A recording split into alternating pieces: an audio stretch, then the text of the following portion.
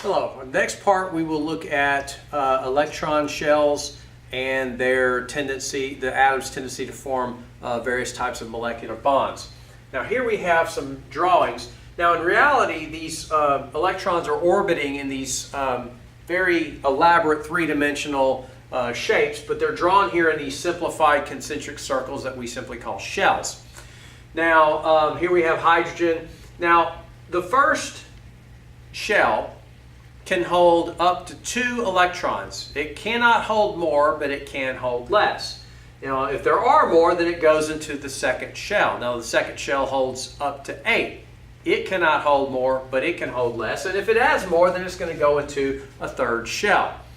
Now, because hydrogen has atomic number of 1 proton, 1 electron, it's only got 1 in the outer shell. And here we have oxygen with 8. 1, 2, 3, 4, 5, 6, 7, 8. Here we have carbon. 1, 2, 3, 4, 5, 6. Now the so-called octet rule, in layman's terms, basically means that an atom is chemically stable when its outermost shell is full. Now this is true of some elements, particularly the noble gases such as helium. Notice that this shell is full, it holds up to 2, it's got the 2, so it doesn't need to do anything, it's happy. Here we have 8 in the outer shell, which is where the term octet comes from. So for most atoms, the magic number in the outer shell, which is also known as the valence shell, is 8. So this one has a full outer shell, it's inert, it's happy. This one has a full outer shell, it's also inert, it's happy. But for virtually everything else, it's not going to have a full outer shell. And it's going to want to do something about it. And that something is to form molecular bonds in various ways. So for example, this one is missing 1, it's short 1, so it's going to want to do something about it. Here we're short 2, here we're short 4. Now this is the reason why hydrogen tends to form 1 bond, oxygen tends to form 2, and carbon tends to form 4. Now look over here at sodium and chloride. Look at the outer shell here. It only has 1. Very unstable. And here we have chloride, which has 7 in its outer shell. It's missing only 1. Again, very unstable. The easy thing to do is for that electron to move from one to the other. So it will move from here to there, and therefore I get to erase this shell.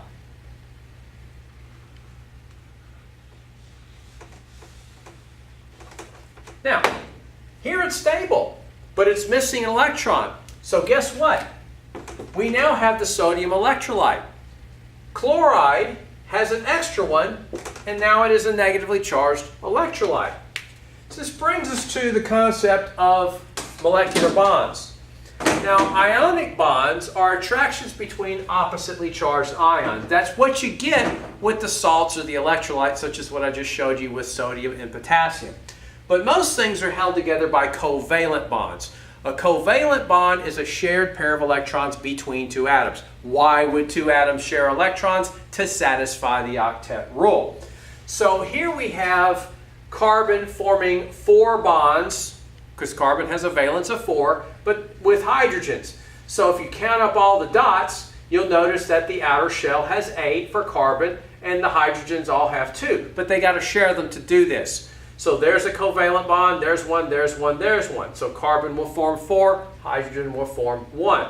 Here we have a molecule of water. Well, we've got 2, oxygen normally has 2 unpaired electrons in its outer shell, so it's going to want 2 more, and it'll get it by sharing it with something else, in this case, hydrogen.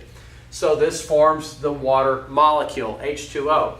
Now, when it comes to covalent bonds, the atoms are sharing them. In reality, these electrons are not sitting still. They're orbiting, they're buzzing around. Now, in chemistry, there's the concept of electronegativity. Electronegativity is simply an atom's tendency to hold on to its electrons instead of sharing them. So in the case of carbon and hydrogen, the electronegativities of the two are quite similar. So in other words, they're sharing and sharing alike. The electrons are pretty much spinning equal time everywhere. But that's not the case between oxygen and hydrogen.